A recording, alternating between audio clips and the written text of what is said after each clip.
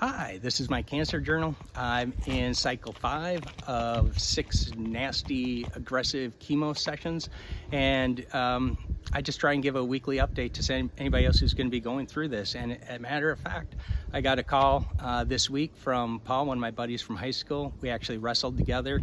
We compete every week to see who's going to represent varsity in 1986 at 119 pounds. And yeah, that's all I say about that. But unfortunately, he also has lymphoma, and he found out this week. He'll probably get his session started in 2 weeks, I would guess. So Paul's a doctor. He's going to do all the research. He's going to understand medically what's happening. But basically, our chemo treatments kill fast-growing cells, and that's why it's really good for the lymphoma that we have. Those kind of fast-growing cells are skin, it's your hair, it's your mouth. So the treatments go in and kill all that, and then they give you a little shot of extra boost, and then your body's supposed to come back up and get ready in 21 days to do it again. So Paul's going to know all the science behind it. So I'm just going to spend a little time explaining what it's like going through 5 treatments of lymphoma or 5 treatments of chemotherapy. It's a little bit like dyslexia. You never know who you're going to see when you look into a mirror. And what I mean by that is, for example, I'll go from looking gaunt to looking like chubby. My skin will go from being just kind of normal to almost being baby smooth, or at least it was at the start of the thing. So it's almost like sometimes you look like a little Kubrick. You know, all you need is the bow and arrow and shoot some people, make them fall in love. But it's a weird experience. You'll walk by the mirror and you'll be like, man, who is that looking back at me? Your hair, you see, I have not shaved my head in probably 2 or 3 cycles, and it starts growing back, and then at some point in the treatment it stops. So about the 3rd day after chemo, you basically stop growing hair, and then about week 2 you'll start growing it very patchy.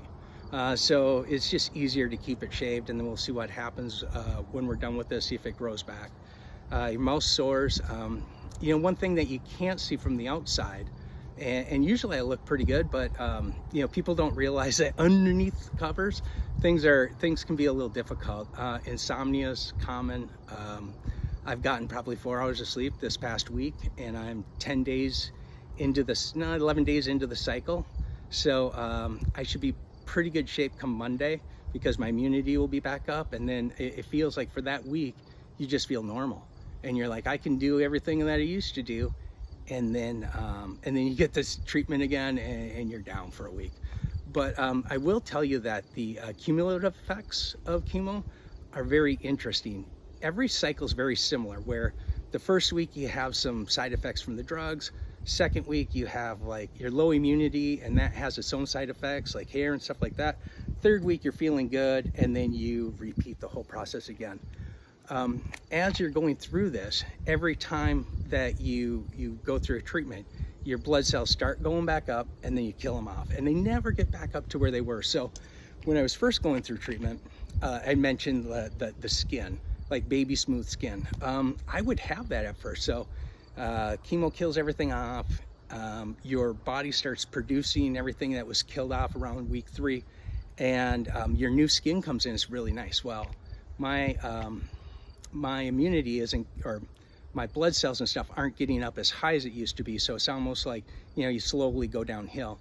The first like week 2, or the second cycle that I was going through, I was kind of sleeping most of the day. Monday, it was treatments on Monday. Tuesday I was fine. Wednesday I was kind of feeling shitty, and then Thursday I felt really shitty, but I was able to work.